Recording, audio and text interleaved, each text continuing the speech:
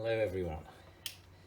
So I've just fixed 3 of these. I had this problem with my Whitco Awning Window Locks whereby we bought the house, we didn't get the keys with the locks, so we've not been able to open these windows in about 6 years because somebody pressed the button in.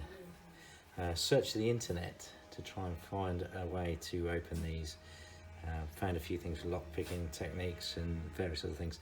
None of it worked. So I'm going to show you what I did on the other 3 windows. Hopefully we don't break this one. And well, here goes. So first thing to do is to undo the 2 screws that hold the lock in place. There's one. And number 2.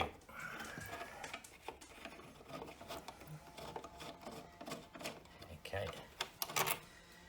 Now what we do is gently prise this away from the window. And if you have a look underneath, there are actually 3 holes. And if you take the one furthest to the left, you can get a lever in there, and you might be able to, there's a slot that you can push across a lever, and that'll pop that button out.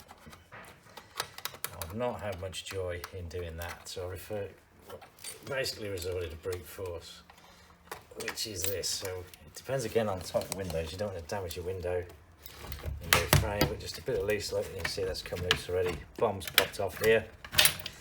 Take it apart, all fell to bits. Don't worry, this is not a problem. Okay, I'll just remove that. Put that cock to one side. Now we can open the window. Unscrew the 2 screws that hold the window mechanism to the window.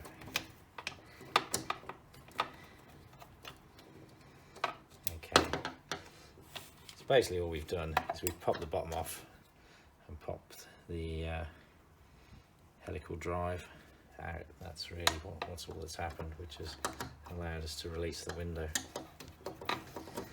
Okay, so I'm going to stop the video. Okay, so I'm now on my desk. I've got a bit more light. I'm just going to take the bottom of this off completely, like so. And you'll see this mechanism here. And simply what you could do, you might need something to push it, but yeah, push it that way. It's popped our button out, look. Push the button back in, pop it across. Okay. Whilst we get it apart, on this piece, you might notice there's a number on this piece here. I'm not going to hold that. Hopefully, I'm not going to show you too much in case it's a security risk. But that should be the number of the key, and indeed that matches the others. So I think that is the number of the key. In here, if you can see, this helical drive will pop back in there. But first of all, we've got to put the chain in. We've also got this piece here. This is a spring, goes in there like so. That just fits in there like that. So that's a piece of cake. And you'll notice here, like a plastic star. There, we're going to need that. I'll put that aside for a second. So first things first, we put our helical drive back in. Sorry, I'm not getting this in the picture very well. I want to give yourself a bit of leeway. Just fit it around, make sure that the drive drops in place. So I don't think that's quite, that's in there. So you see it's gone quite far in.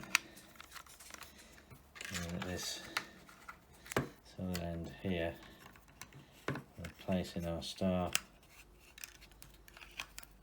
Wrap that around. And you see there's a hole on the end of the chain here. There's a pin here, which hopefully you didn't snap off when you took it apart. If you did, you're screwed. Go and buy a new lock. If you're lucky, like me, and this has happened, I've done this 4 times, so I haven't broken anything at all, other than the bottom plate off, in the 4 times I've done this. So you can see we're back together. We can wind our handle.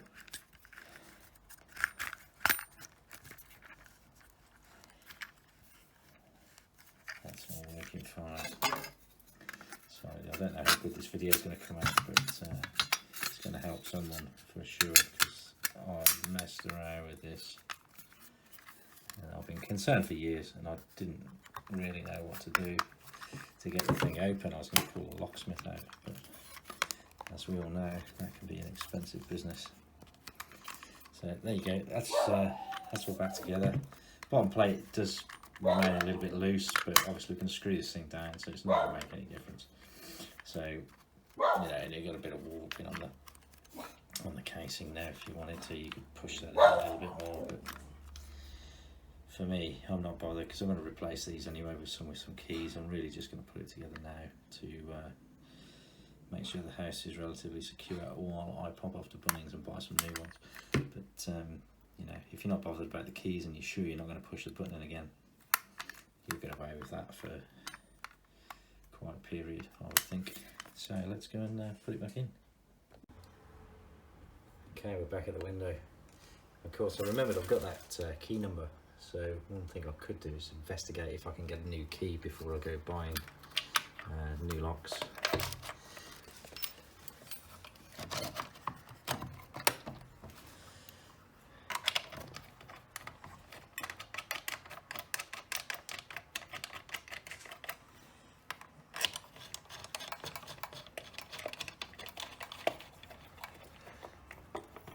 Okay, so that's secure. Button is out. We'll wind it out as far as we can give ourselves enough space for the screwdriver. And make sure that's facing downwards like that. Should check his out shut. Yeah. Okay, and then just get these little screws in. Again, fitment in your window might be slightly different.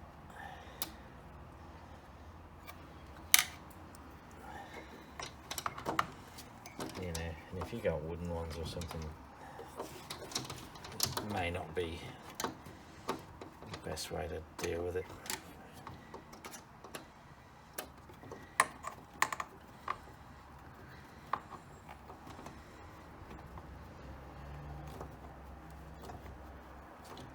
I don't feel really good that screw there actually. Right, okay. Moment of truth, move my plant out of the way.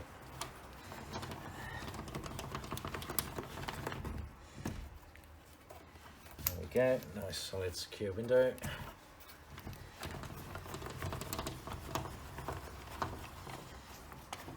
Job done. Thanks for watching.